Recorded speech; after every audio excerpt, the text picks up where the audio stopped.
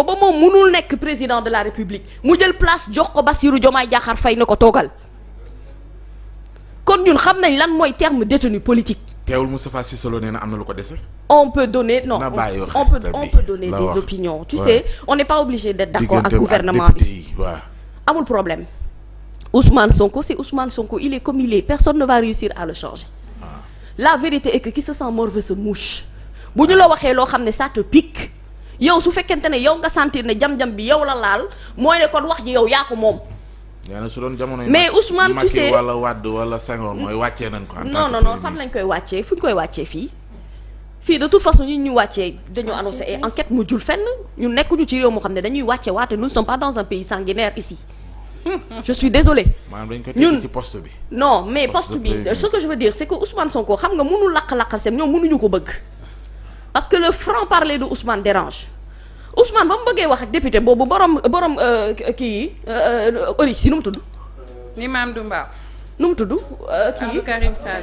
ba mu ko waxee pourtant daf ko interpeller directement Abdou Karim Sall la ko wax ko la mu koy wax biir assemblée nationale quelqu'un boo xam ne du fente sa tour du la moytu buy wax ak yow danaan yow carrément Abdou Mbow wax carrément Thierno Alassane Sall wax carrément keneen kooku il ne cache pas ses propos.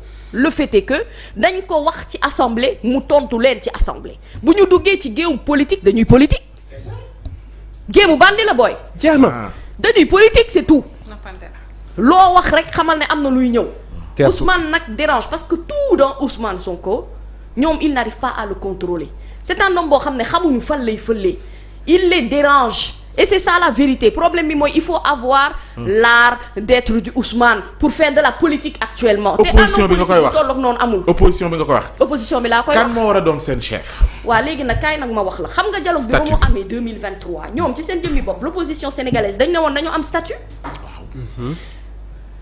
Son chef est la personne classée deuxième à l'élection présidentielle. Un projet de loi a été rédigé à ce propos conformément aux conclusions du dialogue national. Quel est le problème? Basta. boobu chef de l'opposition moom ci boppam moo war a am rang au président d'institution de la République. Le mandat du chef de l'opposition coïncide avec celui du président de la République. Protection diplomatique de sa personne, des ressources financières suffisantes. Le chef de l'opposition qui adhère perd automatiquement son statut au profit du troisième. kon jamono ji kana. Amadou Ba. ñoo ko wax article baa ngi même pas demandé. ñoo ko wax.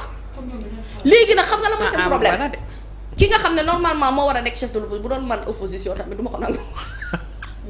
comprendre naa leen. si. waa déedéet comprendre naa leen. dañ ko war a xam nga élection Amadou Ba yaa li ci nekk daa mais ñoom ils statut bi li ci nekk dafa bëri. parce que bu fekkee ne protection. dañuy waxtaanee et puis ci jamono Macky sax ñu ngi doon avancé sax. ay koppar yu tolloon ci benn milliard yi ñu waroon jox ki nga xam te ne moom la ñu jàppoon comme. même gis nga le chef de l'opposition si le président est empêché. ci lu ñu war a teewal réew bi à l'extérieur mun na dem moom représenter ko. léegi nag. léegi xam nga lan la.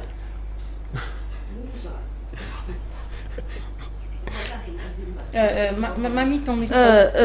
Nabou barki Sëriñ Bamba. non ngeen pardon. loxo bi bàyyil ko ci micro bi teel wax. non c'est que xam nga parfois liy ñëw ci sama xel. moom laa doon bëgg a génne ci sama kàddu. léegi dama koy freiner siffler ko. taalaat bàyyil muy fay rek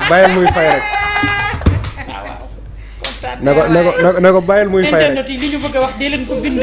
may naa leen loolu. xam nga Pape Assane da doon tëju ci biir néegam man damay fay su ma fayee ba koy génnee sérieuser ko ci suuf door a taal micro bi ci kaw non franchement Salma Ibrahima Fall ce pays là non man j'adore ce pays là en fait xam nga lan la. dëgg bi neex qu'ils ne soient pas d'accord sur un statut de chef de l'opposition loolu seen affaire la c'est eux qui perdent. surtout. c'est leur opposition. en fait te benn parti rek moo ci d'accord. muy PDS. ces gens-là qui parlent ils sont du pouvoir. d'accord ou pas du ñoom. dans tous les cas. PDS. ñoom la vraie question c'est est-ce que ñoom vraiment mën nañu tuddee seen bopp opposition. boobu mooy bi njëkk la première définition claire et nette. Est-ce que réellement toi Thierno Alassane Sall tu te considères comme un opposant maa ngi koy tooñ parce que moom demul ci dialogue bi moom bref ce n'est pas Pape Djibril Fall ce n'est non seulement pas Barthélémy Diaz encore moins Bougane Gueye Dany ils n'ont pas participé mais entre Amadou Ba et ceux qui ont décidé d'y aller ñenn ci magu démb yi ña fa nekkoon ma ni ñoom nanu réfléchir ba pare xool ba xam ndax ñoom c'est des opposants point d'interrogation s'ils arrivent à trouver ndax ñoom c'est des opposants bu fekkente ne ñoom li ñu waxtaane woon te tënk ko daaw loolu ñu def ci seen statut boobu moom la ñu fas yéene appliquer mais la réponse elle est claire il y a pas à tergiverser là-dessus c'est Amadou Ba seen chef opposition parce que c'est lui qui est arrivé deuxième ci élection présidentielle yi ñu bañ ko moom. léegi nag problème bi mooy Amadou Ba dommage. tamit doo xam ndax day politique doo xam ndax day puluf catholique doo xam lan lay def en tout cas déggoo ca dialogue ga la mu wax. forme de waaw lu mu wax déet. lu mu fàttali ma ko ma xam ne damay perdre dialogue. lu mu wax Amadou ni jàkkaarloog waa réew mi ak la mu ca wax. ni ma ne ton discours am niru la ku samp ci opposition. Amadou bëgg na de daa bañ a dem. xëy na tamit forme politique u Amadou Ba xëy na moom la ñu xamul ñun non c'est que gars yi loolu peut-être qu'on n'est pas habitué fi mu toll quoi ak fi gars yi nekk peut-être bokk. oui moom il est dans la man, diplomatie j'ai tout une ça question. après c'est pas mal Pourquoi démb ak léegi bi ñu joxee conclusion yi on nous parle de l'article 80 de la Constitution. mais loolu laa lay te wax ñu ngi ni ci article 254 comme ni ko Mami waxee du code pénal où est-ce qu'ils sont allés sortir. xam nga cet sànq article 80 et depuis toujours on nous parle de l'article 80. mën naa la expliquer ci lu ndaw. non bi ñu juddoo ba tey. mën naa la expliquer ci lu ndaw. article 80 dafa ne. l'initiative des lois appartient concurremment au président de la République virgule au premier ministre virgule et aux députés xam nga lii lan lay undu maanaam le président le premier ministre ak député yi dañoo bokk ay pouvoir ñoom ñoo ko tey nag def ko article four est-ce que dégg ngeen léegi negam ñoo bokk ay pouvoir léegi ñoom ci article 80 bi la ñu bëgg a jël ñambaas ci article 254. parce que niñ ciy déggee mooy li ñu ne leen toute personne boo xamante ni dafay partager ay pouvoir avec le président de la République am na yoo xam ne mënoo ko wax te ñoom bëgg-bëgg bi ñu am offense au chef de l'État bi ñuy daw bëgg a déggee. offense au chef de l'État bi ñuy daw fële 250 article 80 bii moo leen koy duma sans pour autant le dire tey bu ñu demoon 254 article 254 offense au chef de l'État gisuñu fa premier ministre ñu ne leen d'accord gisuñu fa premier ministre mais charte nday réew mi constitution fa nga xam ne lépp la découlé nee na le président le premier ministre ak député yi dañoo bokk ay pouvoir waa tey ndax am nit mënoo ko tëj ci lii moo tax ñiy daw ci article 80 ñoom li jëndewuñ 254 ba pare kaay parce que 80 bii moo leen tëj bi kaay ma ñambaasal la ñëwal Mami kaay ma ñambaasal la Fary lecture la Fary quoi bul fàtte ne Kon président article Bassirou 80 Diomaye Diakhar ay Faye sous-entend. may ma bul fàtte président Bassirou Diomaye Diakhar Faye wax na ni dafa bëgg élargir les pouvoirs du premier ministre article te loolu 80 kon ñoom da leen di lii mooy article 80 lii la du leneen te tey kon ñoom article 80 bi da nga ciy sous-entendre ko laalee mu def. li nekk ci biir. article 254 bu code pénal. dëggantaan waaw parce que moo koy firndeel xam nga tey en plus précis quoi d'accord. pyramide des lois dafa am en droit boo koy jàng constitution moo nekk ci kaw à part kii international yi Ouais, constitution ouais, code pénal yeeg day yu si des daal di ciy topp maanaam day rongalaat di wàcc tey lépp nag ci constitution bi la jóge les décrets, les ba Ousmane xam na ko Ouais, ouais. maanaam lii la ñuy daw lii mooy problème bi parce que xam nañ ne article 80 bi bu ñu bëggee dooleel le premier ministre du Sénégal dañu koy xooliwaat constitution bu ñu koy tëggaat dinañ ko jaaree fii defaraat ko mayaat ko ay doole yoo xamante ni ëllëg waxuma la wax de waaye siggi xool ko sax dina jafe.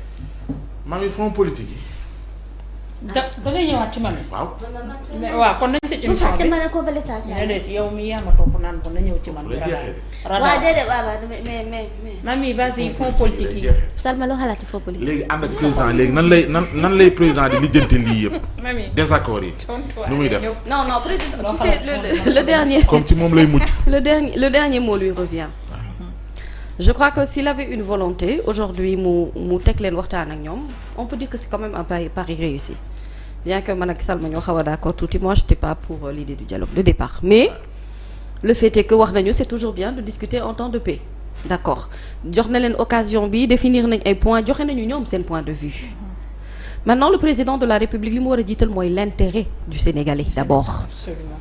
je ne parle pas de l'intérêt du parti déjà que moom il ne fait plus partie du PASTEF c'est clair non mooy ne moom kon il représente les intérêts du peuple sur les points yi nga xamante ne da nga koy lire xam ne di c'est des avis strictement politiques et qui n'ont rien à voir avec la vie des Sénégalais dans sa majorité, le président doit être ferme.